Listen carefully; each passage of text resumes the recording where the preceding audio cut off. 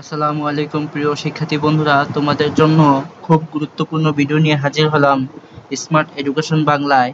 প্রিয় শিক্ষার্থীরা, যারা নবম দশম শ্রেণীতে আসো, ইসলাম শিক্ষা বইয়ের দুটি অধ্যায় থেকে 40টি এমসিকিউ তৈরি করার চেষ্টা করছি, যেগুলো কিনা তোমাদের পরীক্ষায় আসে এবং বারবার ঘুরে ফিরে এই প্রশ্নগুলি আসে। প্রিয় শিক্ষার্থী বন্ধুরা, দুটি অধ্যায় হচ্ছে আকাইদ ও নৈতিক জীবন। প্রিয় শিক্ষার্থীরা, দ্বিতীয় অধ্যায় হচ্ছে শরীয়তের উৎস। তো এখান থেকে 40টি এমসিকিউ ও 10টি অ্যাডভান্স প্রশ্ন, যেগুলা কিনা তোমাদের পরীক্ষায় অবশ্যই আসে। তো দেখতে পাচ্ছ, 1 নম্বরে আকাইদ শব্দের সর্বোত্তম বাংলা অর্থ কি? দেখো, বিশ্বাস মালা। প্রিয় শিক্ষার্থীরা, দেখতে পাচ্ছ 2 নম্বরে আকাইদের মূল ভিত্তি কি? তাওহীদ। প্রিয় শিক্ষার্থী, দেখতে পাচ্ছ 3 নম্বরে ঈমানের অন্তর্ভুক্ত বিষয়গুলোর মধ্যে নবী রাসূলদের প্রতি বিশ্বাস কোন অংশে পড়ে? প্রিয় শিক্ষার্থী, দেখতে পাচ্ছ আকাইদ। তো দেখতে পাচ্ছ 4 নম্বরে মুনাফিক অর্থাৎ মুখে মুসলিম অন্তরে কাফির ব্যক্তি শ্রেণীভুক্ত হয় হচ্ছে মুনাফিক। তো প্রিয় শিক্ষার্থী, দেখতে পাচ্ছ 5 নম্বরে আজ আমি তোমাদের জন্য তোমাদের দিনকে পূর্ণাঙ্গ করলাম, এই অভিবার্জনের অন্তর্ভুক্তি কোন আয়াতে? দেখতে পাচ্ছ প্রিয় শিক্ষার্থীরা, মায়েদা। তো 6 নম্বর দেখো, আকাইদের ব্যবহারিক দিকের উদাহরণ হতে পারে আমল। তো দেখতে পাচ্ছ 7 নম্বরে কুফর মানব জীবনে কোন ধরনের প্রভাব ফেলে? কুফর হচ্ছে নৈতিক অবক্ষয়। তো দেখতে পাচ্ছ। তো 8 নম্বরে দেখো, আকাইদ গবেষণার জন্য প্রধান শাস্ত্র কোনটি? শাস্ত্র হচ্ছে কোরআন ও হাদিস। এর দ্বারাই কিন্তু আকাইদ মজবুত হয়। তার প্রিয় শিক্ষার্থী, দেখতে পাচ্ছ 9 নম্বরে মুনাফিকদের অবস্থান কিয়ামতের কোন দলে? প্রিয় শিক্ষার্থী, দেখতে পাচ্ছ সর্বনিম্ন। তো প্রিয় শিক্ষার্থী, দেখতে পাচ্ছ 10 নম্বরে আখিরাতের দিনকে সপ্তাহে আল্লাহ কি নামে অবহিত করেছেন?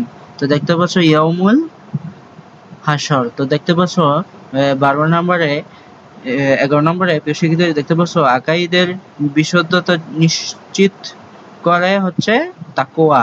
তো দেখতে পাচ্ছ আকাইদের প্রমাণ হিসেবে স্বীকৃতি কোন দুটি উৎস? কোরআন ও হাদিস। নবী সাল্লাল্লাহু আলাইহি সাল্লাম এর ব্যতিক্রমী অবস্থান বর্ণিত হয় খাতামুন নাবিয়ুন। তো দেখতে পাচ্ছ আল হিকমা কথার বাংলা অর্থ কি? হচ্ছে প্রজ্ঞা। তো দেখতে পাচ্ছ। তো 15 নম্বরে কোন ব্যক্তির মুখে ইসলাম অন্তরে বিশ্বাসকে কি বলা হয়? খ নাম্বার মুনাফিক। মানে কোন ব্যক্তির মুখে ইসলাম অন্তরে অবিশ্বাসকে কি বলা হয়? দেখতে পাচ্ছ মুনাফিক।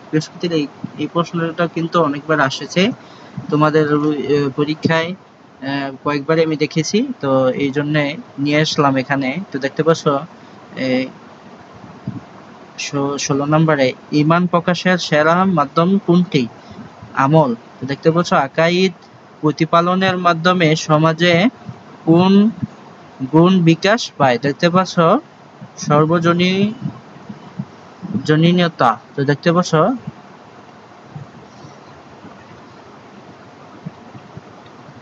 সর্বজনীনতা। তো দেখতে পাচ্ছ 18 নম্বর আকাইদ ও শিরকের মুখোমুখি দ্বন্দ্বে প্রশিক্ষকের ভূমিকা কি? দেখতে পাচ্ছ গ নম্বর। তো গ নম্বর দেখতে পাচ্ছ আল্লাহর স্মরণ। তো দেখতে পাচ্ছ 19 নম্বরে কুফুরের সর্বনাশ কারণ হলো শিরক। কুফুরের সর্বনাশ কারণ হলো শিরক। তো দেখতে পাচ্ছ 20 নম্বরে আকাইদের চূড়ান্ত ব্যাখ্যার প্রধান মাধ্যম কোনটি? তো দেখতে পাচ্ছ তাওহীদ। দেখতে পাচ্ছ তোমাদের দ্বিতীয় অধ্যায় চলে এসেছি। দেখতে পাচ্ছ শরীয়তের উৎস। এখান থেকে 20টি যেগুলো কিনা তোমাদের পরীক্ষায় কমন আসে এবং বারবার এসেছে, আসার কারণেই এখানে পরীক্ষায় আসে বলেই দেওয়া হয়েছে। এখানে দেখতে পাচ্ছ 21 নম্বরে ইসলামী শরীয়ত কি? জীবন বিধান। তো দেখতে পাচ্ছ 22 নম্বরে শরীয়তের প্রথম ও প্রধান উৎস কোনটি? দেখতে পাচ্ছ কোরআন। 23 নম্বরে দেখো শরীয়তের মূল প্রাথমিক কতটি উৎস? তো দেখতে পাচ্ছ 4টি।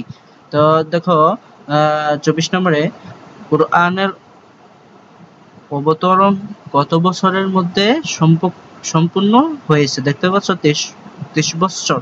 তো দেখতে পাচ্ছ 25 নম্বরে প্রথম ওহী কোথায় নাজিল হয়? হেরায় গুহায়। তো দেখতে পাচ্ছ 26 নম্বরে কোরআন সংরক্ষণ কার হাতে আছে? আল্লাহ। তো দেখতে পাচ্ছ 27 নম্বরে পূর্ববর্তী আসমানি কিতাবগুলো খণ্ডে খণ্ডে নাজিল হলেও কোরআন কিভাবে নাজিল হয়? তো দেখতে পাচ্ছ খণ্ডে খণ্ডে অবতীর্ণ। তো দেখতে পাচ্ছ 28 নম্বরে কোরআনের পর শরীয়তের দ্বিতীয় প্রধান উৎস কোনটি? তো শিক্ষার্থী দেখতে পাচ্ছ হাদিস। তো দেখতে পাচ্ছ 29 নম্বরে মুসলিম মনীষীরা শরীয়তের বিষয়বাগ কত ভাগে বিশ্লেষণ করেছেন? প্রিয় শিক্ষার্থী দেখতে পাচ্ছ 3 ভাগে। তো দেখতে পাচ্ছ 30 নম্বরে শব্দ শরীয়ত এর উৎপত্তি কি অর্থে? তো দেখতে পাচ্ছ জীবন পন্থা। তো দেখতে পাচ্ছ প্রিয় শিক্ষার্থী 31 নম্বরে নিশ্চয় ইসলামের জীবন পন্থা আল্লাহর কাছে। তো এটা দেখো কাদের বাণী? দেখেন এখানে দেখতে পাচ্ছ আল্লাহ। তো প্রিয় শিক্ষার্থী দেখতে পাচ্ছ 32 নম্বর শরীয়তের অবস্থা সর্বোচ্চ বিধানকারী কোন প্রতিষ্ঠা? দেখতে পাচ্ছ শরীয়ত। তো প্রিয় শিক্ষার্থী দেখতে পাচ্ছ 33 নম্বরে কিয়াস ও ইজমা শরীয়তের কোন পর্যায়ের উৎস? তো দেখতে পাচ্ছ খ নম্বরটা মাধ্যমিক। তো প্রিয় শিক্ষার্থী 33 নম্বরটাও কিন্তু পরীক্ষায় আসে, আরো কিছু কিছু বিষয় যা বলি নাই এগুলো আসে। তো প্রিয় শিক্ষার্থীরা দেখতে পাচ্ছ 44 নম্বরে আমি এই কিতাবে কোনো কিছুই বাদ দেইনি, এই বাণী কি নির্দেশ করে? প্রিয় শিক্ষার্থী দেখতে পাচ্ছ কোরআনের পূর্ণতা। তো দেখতে পাচ্ছ প্রিয় শিক্ষার্থীরা দেখতে পাচ্ছ 35 নম্বর শরীয়তের কোন বিভাগে নফল ও সুনান বোঝানো হয়? তো প্রিয় শিক্ষার্থীরা দেখতে পাচ্ছ ফিকহে। তো দেখতে পাচ্ছ 36 নম্বরে আমল জীবনে শরীয়তের লক্ষ্য কি?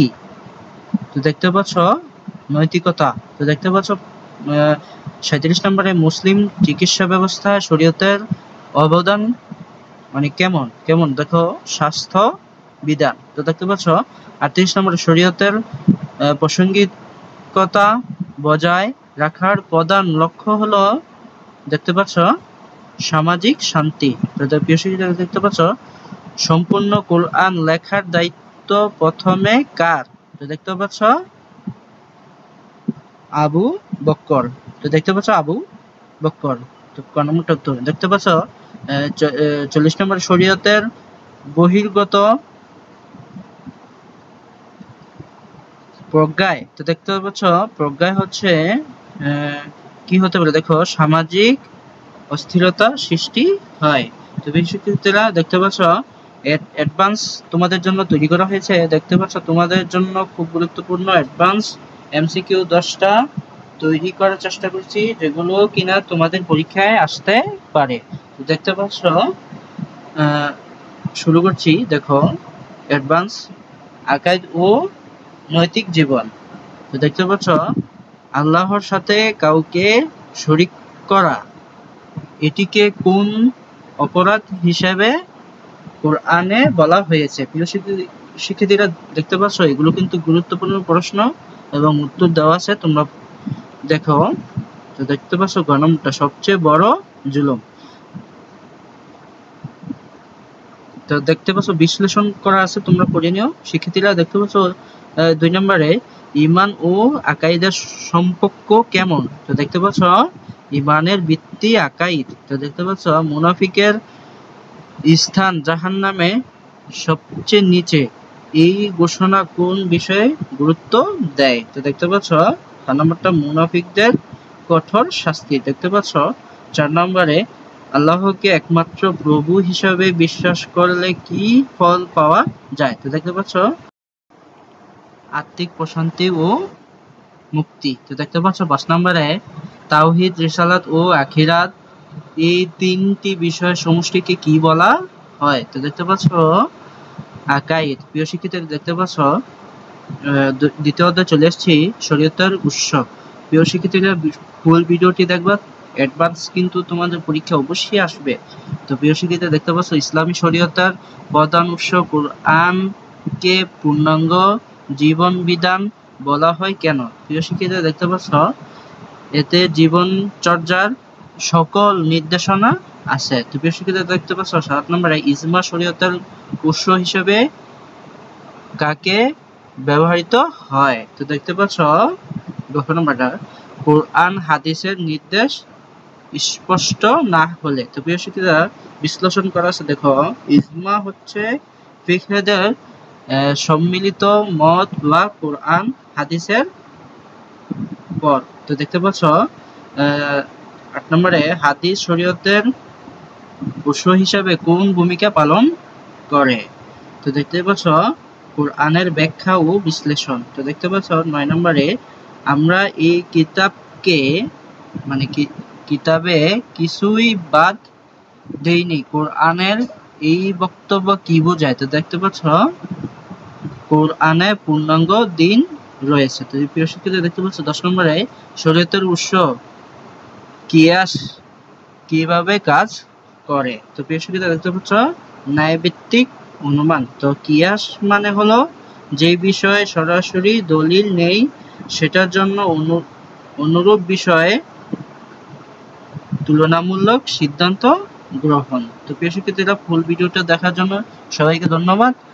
আবার পরবর্তী ভিডিও দেখা হবে।